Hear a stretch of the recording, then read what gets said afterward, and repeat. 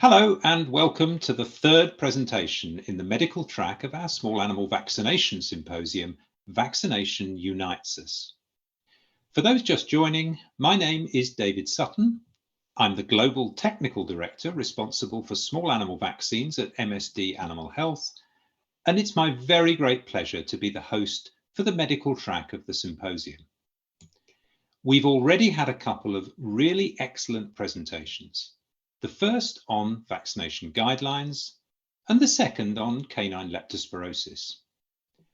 For this session, we're going to focus on our feline patients with a presentation on feline leukemia from Dr. Regina Hoffman-Lehmann. Before I properly introduce Dr. Hoffman-Lehmann and we ask her to give her presentation, I have a couple of quick housekeeping items to remind you of. Firstly, as with many of the other presentations in this symposium, Dr. Hoffman-Lehmann refers to a number of publications in her presentation. Details of these will be emailed to you after the event.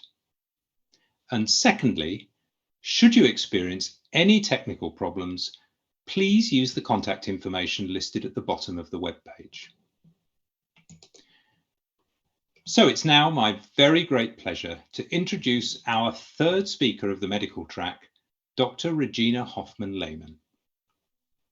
Dr. Hoffman-Lehmann is Professor of Laboratory Medicine at the University of Zurich and Head of the Department of Clinical Diagnostics and Services at the University Animal Hospital of the Vet Suisse faculty. She directs the Center for Clinical Studies in Zurich, a core research facility dedicated to laboratory-based clinical research. She is also head of the multivalent diagnostic clinical laboratory that receives samples from all patients of the University Teaching Hospital, as well as from other clinics and various zoos. She is a member of the Swiss Veterinary Vaccination Commission and a board member of the European Advisory Board on cat diseases. Her main research interests are clinical infectious diseases with a focus on retroviruses, coronaviruses, and other infectious diseases, particularly in domestic and wild felids. She is the author of several book chapters and guidelines, as well as more than 300 scientific publications worldwide. The title of her presentation is What Every Vet Should Know About FeLV, a refresher and latest insights on this perpetually perplexing disease. A very warm welcome to you, Dr. Hoffman-Lehmann. I'd like to invite you to please give your presentation. The floor is yours. Thank you very much. Thank you for the kind introduction. And it's my great pleasure to talk today about the feline leukemia virus to you. I brought a little picture here from our cat. That's Siba. He's enjoying the sun here, just to give you a picture that's outside of our house at the Lake of Zurich in Switzerland. So the feline leukemia virus was discovered a long time ago, almost 60 years ago. And when I started studying FeLV in the 90s, there was already a lot of research done, a lot of important information. So what was I able to add here? I think one of the great things we could do is we added molecular techniques to investigate this disease. And we did pathogenesis studies, we did vaccination studies. And I'm really happy that nowadays we have those very efficacious vaccines against FeLV now widely available for everybody in the field. Running the pathogenesis studies and using molecular techniques also gave us much more insight into the infection pathogenesis. And of course, that also helped diagnostics. FeLV occurs worldwide in domestic cats, and some of the cats that encounter the virus, they develop a progressive disease or progressive infection, which is actually associated with fatal diseases, FeLV-associated diseases. That's mainly due to bone marrow depression that leads to anemia and also immunodeficiency. But those cats, those with progressive infection, they also develop tumors, particularly lymphoma. FeLV reduces the lifespan of infected cats, and this is some early data from one of our studies where cats had been infected with FIV, feline immunodeficiency virus, or FeLV. And this is the time span here in months, so that's many years here. And how did the cats survive? So FIV by itself didn't do much to the survival of the cats, but you see FeLV really does. So cats with FIV, they have a reduced lifespan. And this is not just an observation in our study. This is also has been seen, has been documented in the field also. So we see that's really an important disease, and it reduces the lifespan, it makes fatal diseases, and it's still an important infection. Let me start with some facts about the virus itself, and I'll just tell you what's important to understand this presentation and to understand diagnostics and pathogenesis. So just a little bit. It's a retrovirus. That's a picture here of the virus. It has an envelope that tells us that it's not very resistant in the environment, which is a good thing for us. It's an RNA virus, but it has a specialty as a retrovirus. It produces a so-called provirus, a DNA copy of its genome, which is integrated into the host cell. I'm going to show that on the next slide. So we can use RT-PCR or PCR to detect viral RNA or provirus, but most often probably you will use a point of care test to detect soluble P27 antigen. What's this P27 antigen shown here in yellow? It's just a protein, a capsid protein of the virus. And that's what you usually detect in your point of care test. This is a slide showing what happens when a cell from a cat, shown here, target cell, is infected by a virus. And I will not go into all details, but what's important for you to understand the pathogenesis. So if the virus enters a cell, the RNA is set free, a DNA copy is produced, and this is the so-called provirus I just talked about, which is integrated into the genome of the cat. Once this happens, this is a prerequisite that new virus can be produced. So for example, viral RNA, viral proteins, those they are assembled, and new virus then is produced, is released from the cell. What has been found out very early on when studying FeLV already is that not just the virus is set free, but also some soluble, some free P27 antigen, this yellow capsid antigen we just saw. Not just within the virus, but just soluble in the serum, in the plasma of the blood.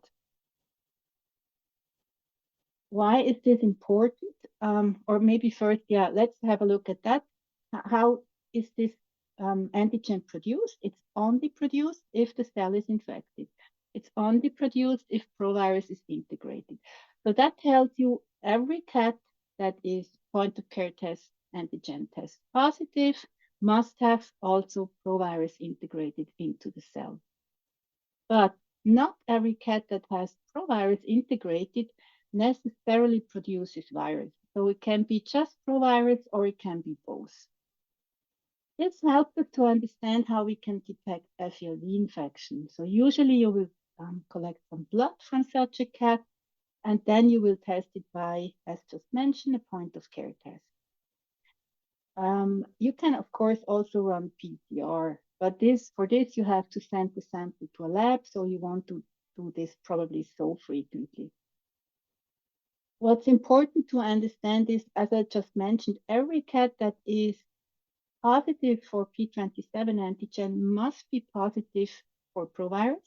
So positive in this test, also positive in provirus. That means you can use the provirus PCR to confirm a positive P27 test. And what we also can do with PCR is we can detect those cats that only have provirus integrated and do not produce any virus. We're going to have a look at that. These are the so-called regressively infected cats. Let's see what happens when virus is shed, or where do we find most virus. Virus is shed mostly in saliva, but there is also some virus in urine, feces, and milk. And when the virus is shed in saliva, that means that mainly direct contact, so social contact, aggressive contact, but any kind of direct contact where saliva is shed and transmitted, this can lead to an infection of the other cat, of the uninfected cat. However, we do also see some indirect transmission, probably not so often, but it does happen. And I told you FeLV doesn't survive very long on the outside because it's an enveloped virus, but on the moist condition, just imagine like food bowls or something, on the most conditions, it really can survive for days.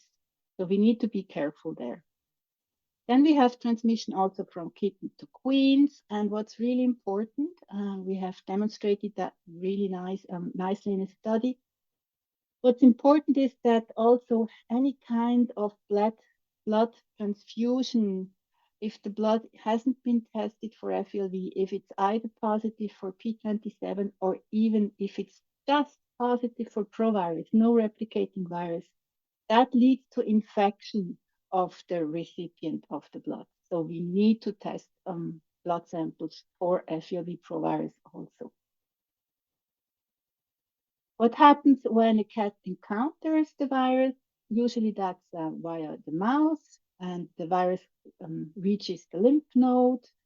Then it spreads within the lymphoid tissue. That's like the first viremia we see here, in lymphocytes, monocytes.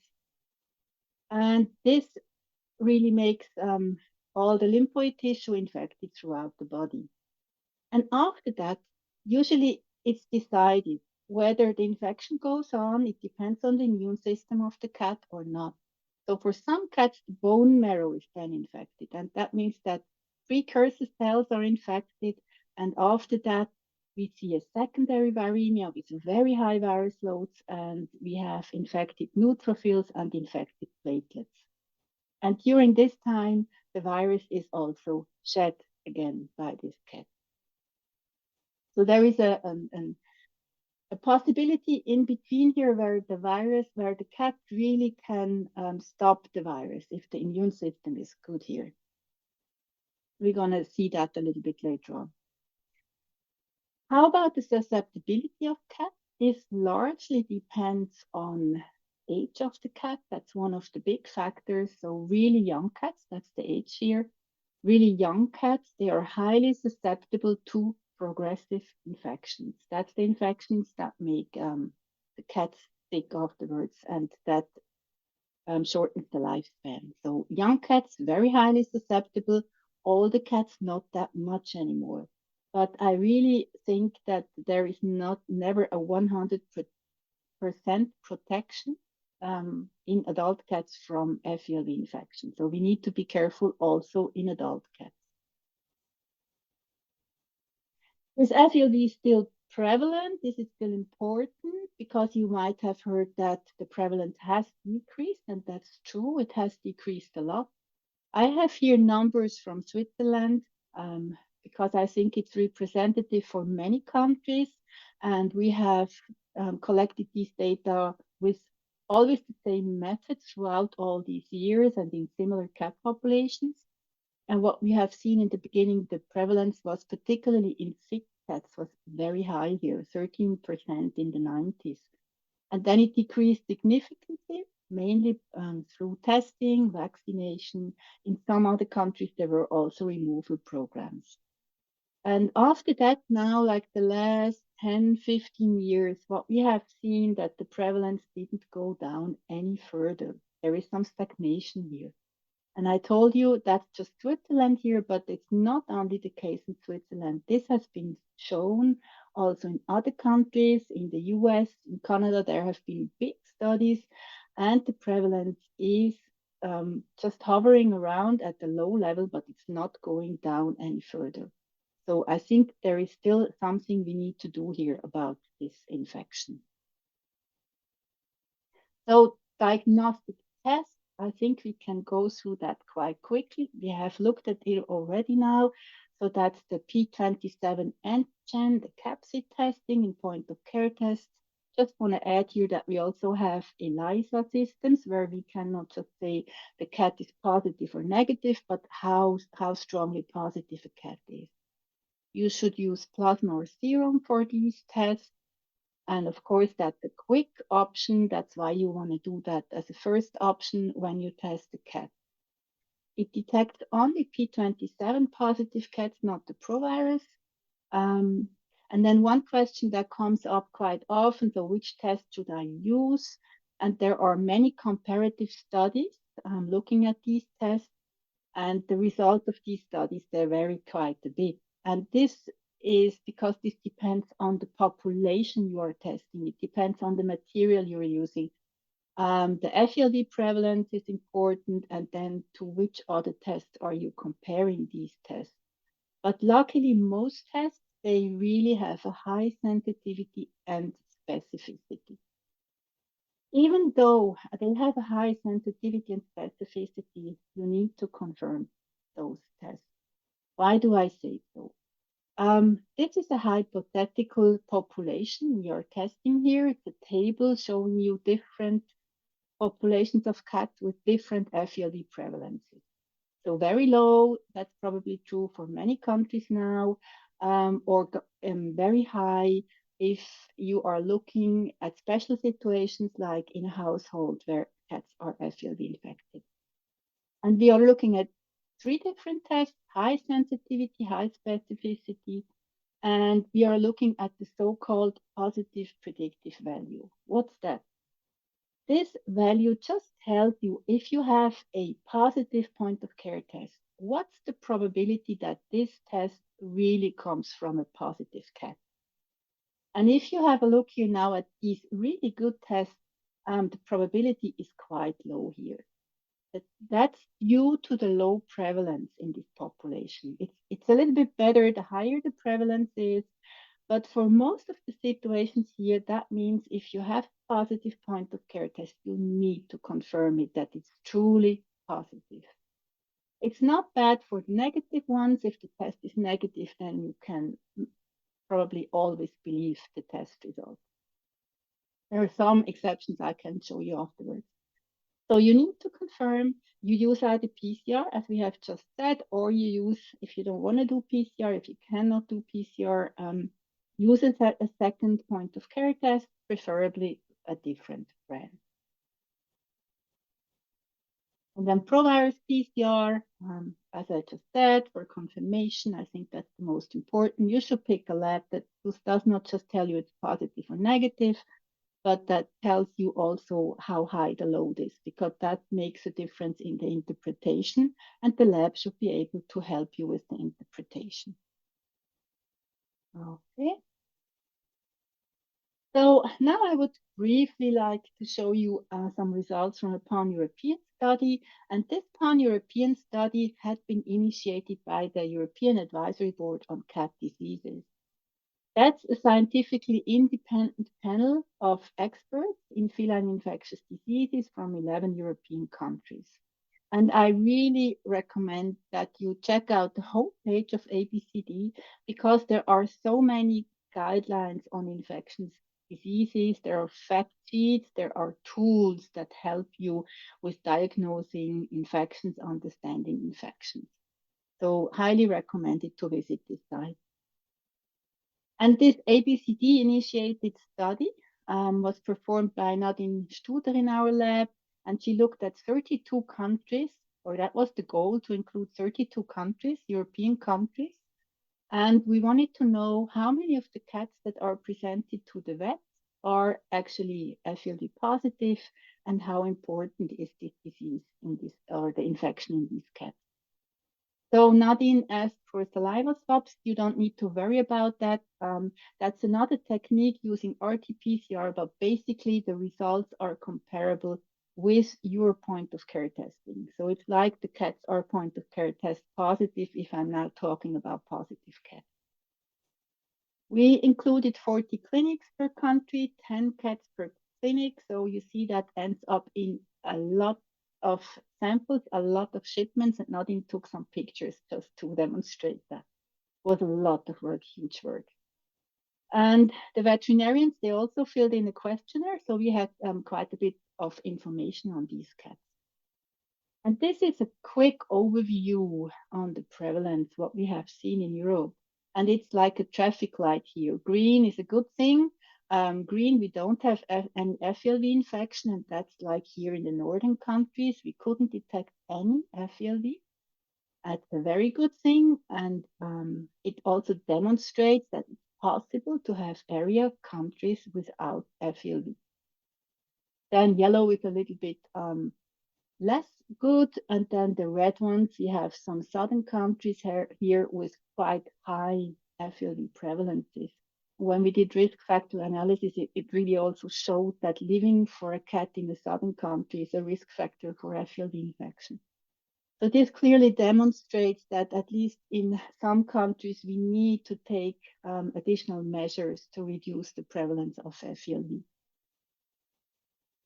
So here I showed the entire countries. There is just 1% per country, but this doesn't give the entire picture actually, because we found out, and I show this now again on Swiss data because it's very recent data, but we have seen exactly the same thing throughout the countries and the European countries.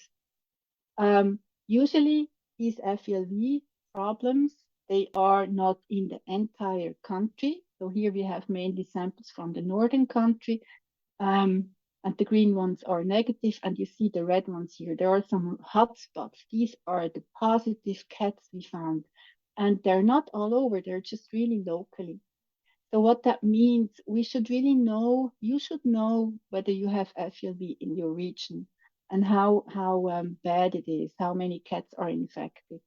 And it also tells us that it's important to keep testing for FeLV. If you're not sure or if you suspect FeLV in the surrounding, test for FeLV. Really important. Some risk factors we found in the European study. So most cats, infected cats, were between the age of 1 and 6 years. And then, of course, non-pedigree cats, much higher risk than pedigree cats. Cats living in large groups had a higher risk.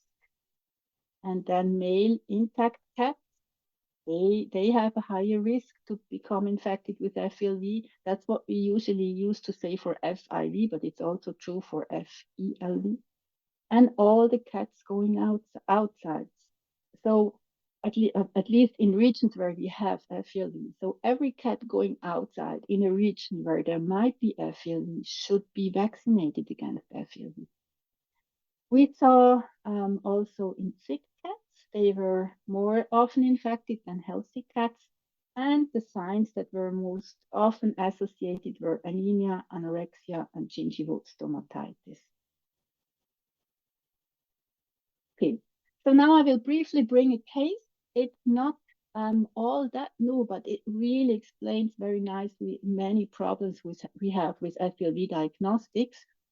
And that's something that these are samples that had been sent to our lab for testing. And they came from 2 kittens, and they are pedigree kittens. So in pedigree kittens, we don't expect FeLV that often. The breeder has a FeLV negative colony. At least that's what she said. She tests all cats that go into the colony. She tests before vaccination, and her purebred cats, they do not go outside. So we had samples from 2 kittens, Neva masquerade kittens, and I need to say we got the samples after the veterinarian tested them in her clinic. And there was, you don't see it very sharp here, but there is a little band here for FeLV. So it was a questionable result, and that was reason enough for this person to send us these samples, and that was really a good idea. Because we confirmed the samples, we ran a quantitative test, and those samples were highly positive for antigen. We confirmed further because we didn't expect any FeLV in that colony, and these samples were provirus positive, so no doubt both kittens were FeLV infected. So how come? Where did the virus come from? No idea, and we're going to look at that in a minute. And what did I advise? I advised to separate the kittens as far as possible and test again in 4 to 6 weeks and see what happens. So doing this, I was on the phone with the vet and then afterwards with the breeder. And we talked about all the cats she had and where would the virus come from. And we decided, well, why don't you send me blood from all the cats you have in your colony? We look at that. I'm always interested in such cases. So please send me the samples. And she told me, well, okay, from this queen, she had a third kitten and a fourth kitten. The fourth kitten already placed, but the third kitten still in the colony. Of course, there is a tomcat, and this queen, she already had two litters previously with just few kittens, which was kind of interesting. And then this current kitten. And in the colony, when we talked, then the breeder said, well, there is another cat, just a non-pedigree cat. And more cats came up. So number 2, number 3, 4, 5. They were all cats from private houses, adopted cats from farms adopted. But all of them tested before they came into the colony, and they had been in the colony for a long time. So we tested these additional samples. Kitten 3 was positive also, bad luck. But the queen was only positive here, shown in blue, for PCR, not for antigen. And the tomcat was negative, and the second cat was PCR positive. So that was surprising. And then we talked a little, and this breeder told me, well, this is really a super mom, and she's nursing everything that wants to be nursed. And this second cat was wet nursing this queen. Luckily, all the other cats here, they were negative. And when we talked and talked, I realized that there are more kittens where we didn't have the samples yet. And they have been brought in, rescued from farms, but they had all been tested prior to introduction to this facility. So now we still didn't know where the virus came from, actually. And I advised to retest again. And this breeder luckily agreed to do that. Good. So to understand this a little better, I will take a little step back and talk to you about infection outcomes and diagnostics. And this should show you a time axis and two cats. One of them is exposed to FeLV. We're going to look at P27 point of care results.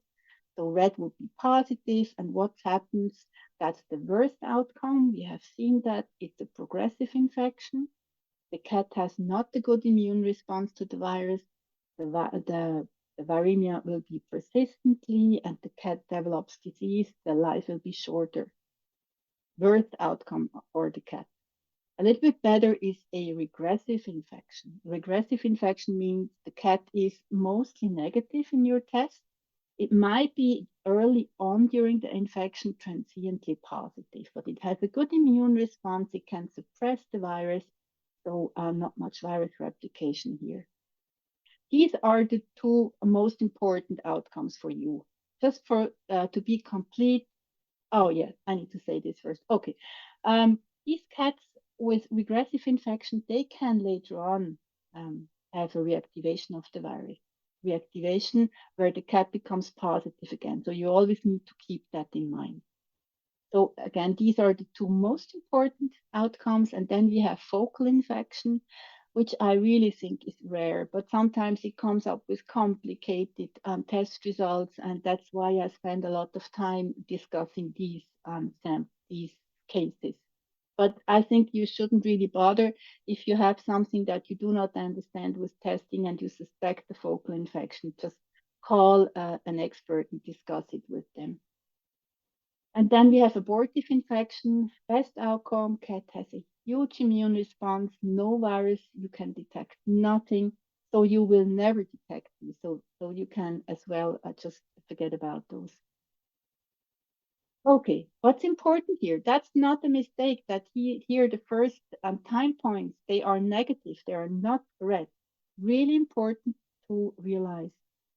If a cat is exposed, it takes at least 3 to 6, maybe even more weeks until your test will show up positive, your point of care test. Okay, so that was point of care. If we do PCR, what do we see with PCR? Of course, I told you all the antigen test positive cats must be PCR positive, provirus positive. So that's all the progressive ones, but it includes also all the regressive ones. All the regressive cats are provirus positive. So you can detect these cats using provirus PCR. Focal, okay, cannot be positive. We shouldn't really care about that here. And abortive, you cannot detect anything. So, what do you take away from this? You see, I already have here the first time point in blue, PCR positive. So the provirus PCR is positive much earlier than the P27 antigen test. And you can use provirus PCR to detect these regressively infected cats, which might have reactivation later on.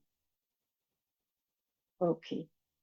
So of course, this is very nice. You have now here time axis, but usually you don't have that. What you see is you see either negative cats, and these are really the dangerous ones here when you think the cat is negative, but it's already infected and will turn out positive. Or it can be any other negative cat here. And you can have a positive cat. You don't know whether it's progressive or regressive. So what you have to do is you need to repeat. If you have a positive test, if you have confirmed it, you need to do another testing later on to figure out what kind of outcome the cat has. This is just a summary. Really making sure that you remember that your point of care test, it takes quite a while for the cat to test positive after it had been infected with FeLV. And then, of course, there is some individual variation, particularly through the early infection. Tests can be positive, negative, positive. It's sometimes annoying, but that's just because that's biology. The cats they don't read the textbook. Okay. Yes, that's really important. If you have a cat with a positive test, that means the cat is shedding at the time. Make sure that even if you haven't confirmed the test yet, make sure that this cat is kept away from other cats so that it will not infect any other cats. So we go back now with this knowledge, and we did some retesting after a month. Those initially two cats, they were still positive, and the third one luckily was negative. So this one must have had a regressive infection. These two, they have a progressive infection. Then some of these kittens that had been brought into the cattery, they were highly positive for FeLV. And that's when I really started to think that's probably the source of the virus in this colony. And the queen became infected by these kittens. But because it's an adult cat, less susceptible, didn't make progressive infection, but just a regressive provirus positive infection. So that's the probable source. And the problem, as you have seen now, that's why I brought this example, is if you bring cats into a FeLV-free cattery colony, whatever household, and these cats, they come from an unknown source, or you don't know whether they had an FeLV infection risk, it's really difficult. You actually shouldn't do that. Or if you really have to do that, you should test them, quarantine them, and retest them, and only then bring them together. Okay, so now we have looked at these infection outcomes, and I'm really happy if you know those infection outcomes and how to figure out which one it is.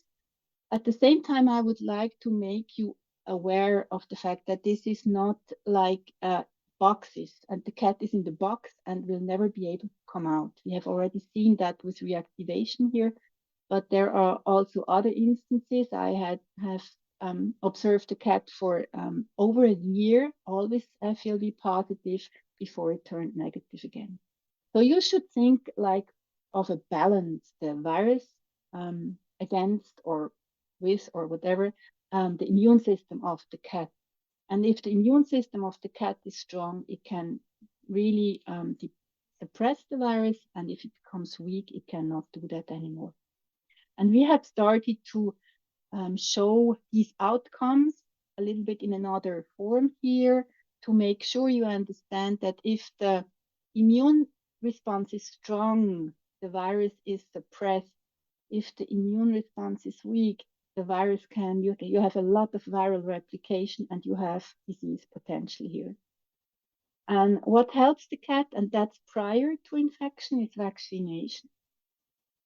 If the cat is older, that helps also. You will rather have regressive infection or anything here, but not progressive infection. But if the immune system is weakened for any reason, then we can shift towards a progressive FeLV infection. And that this really happens, Katrin in our lab has looked at that we see these reactivations. So we have here a timeline with cats that are only provirus positive, regressive infection. And she followed them, measured P27 antigen. And as I told you, some cats, they initially have a little bit of antigen in the blood, but then they are negative. And you see some of these cats here, they came up after half a year, after a year or so, and one of them even after many years. They become positive in the blood, virus starts replicating, and the cats, they develop disease. They are shedding virus. It's just like a regular initial FeLV infection. And these cats, all of them we observed here, they died from FeLV-associated disease after reactivation of the virus. So a good example where the immune system really failed after a while, couldn't really suppress the virus anymore. Okay, some essentials about vaccination, just a few words. So if you look at our categories again, what happens when we vaccinate the cat? Of course, we want to vaccinate before it's exposed. That would be best. This helps that no progressive infection will develop. So vaccination protects from progressive infection. It protects from disease development.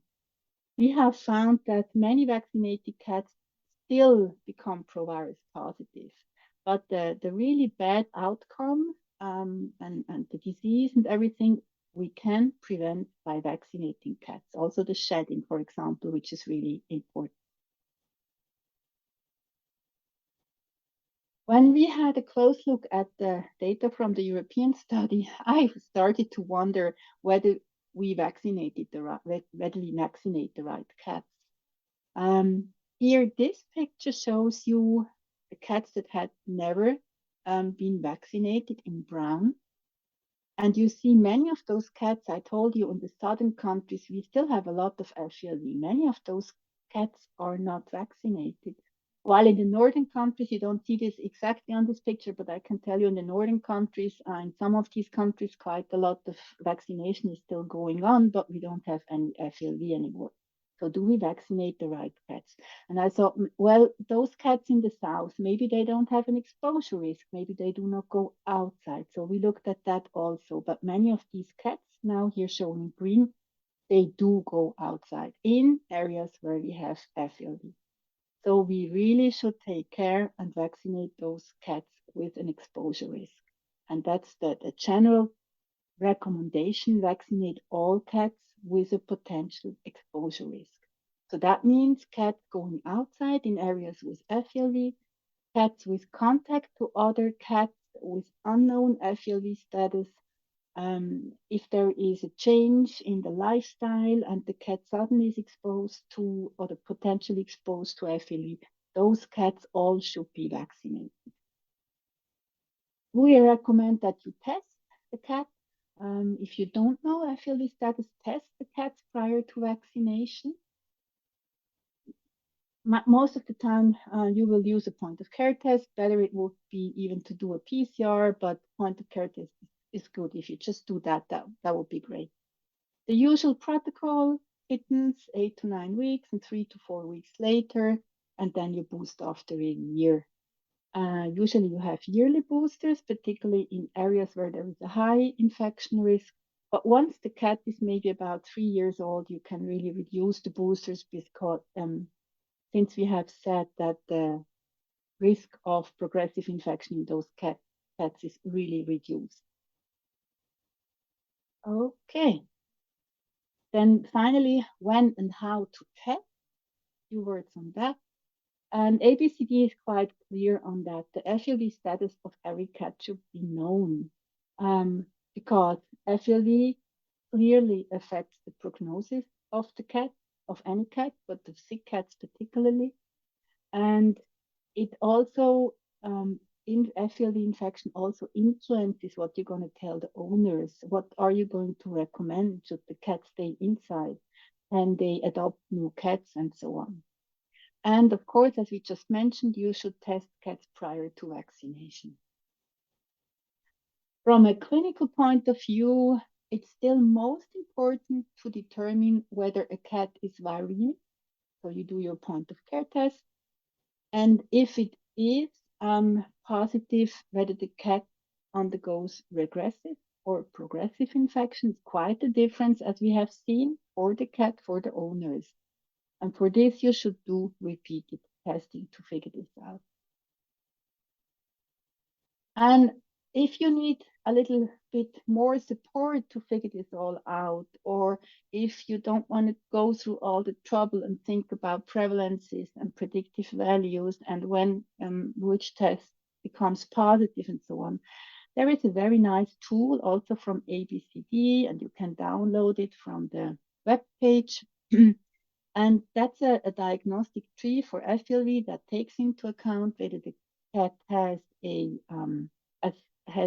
is diseased or is not diseased, whether this is probably due to FeLV or not. So you have different arms of the tree here. It takes into account, as I have said, the prevalence. You don't need to worry about that, and the retesting, and you end up with different infection outcomes. Either the cat is most probably not infected, or it has been infected recently, and so on. So very nice tool to go through if you need to know more about FeLV diagnostics.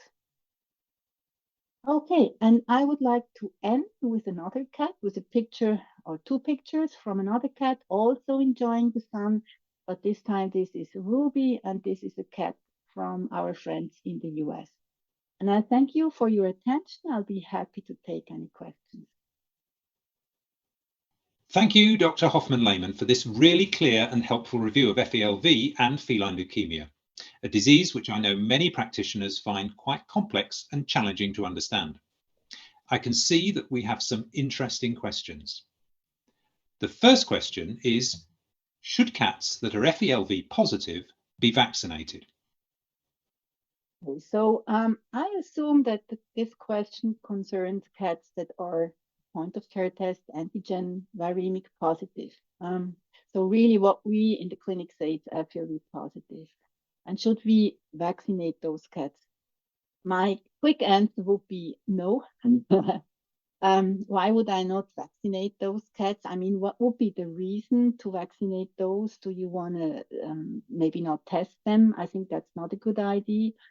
Of course, or I think there is not much harm in vaccinating those cats. We actually did do a study with a completely different purpose. We wanted to look whether we can help the cats. If you think at that balance and the cat is already infected, we wanted to help the immune system and did repeated vaccination of these cats. Didn't help the cats at all. So there is no benefit in vaccinated infected cats. And we always need to think, this is a cat. Anything you inject into a cat, that might lead to feline injection site sarcoma. So we don't want to vaccinate more than we have to. We want to vaccinate every cat that needs to be vaccinated, but don't vaccinate more than we have to. So yes, my advice, don't vaccinate positive cats. Thank you, Dr. Hoffmann-Lehmann. We have another question on FeLV and vaccination. The question is testing for FeLV necessary prior to vaccination? That's another good question. I had a lot of discussions concerning this point, testing before vaccination. We do that for several reasons. Once, we don't want to vaccinate positive cats. That means antigen positive cats. We don't need to vaccinate provirus positive cats, but usually you don't test with provirus. Just want to mention that to be sure you know that. If you really have an owner who isn't so much into vaccination and you can do a PCR instead, the cat is positive, then you don't need to vaccinate because the cat already has a good immune response to FeLV. But otherwise, I would really recommend to test prior to vaccination. One more reason is that if you do not test, you vaccinate, and later on the cat becomes positive because it had been infected prior to vaccination. What do you tell the owner? It's not not to blame to the vaccine, but actually because you didn't test the cat before vaccination. So I really think it's a good thing to test prior to vaccination. Thank you, Dr. Hoffmann-Lehmann. We have time to take just one more question, I think.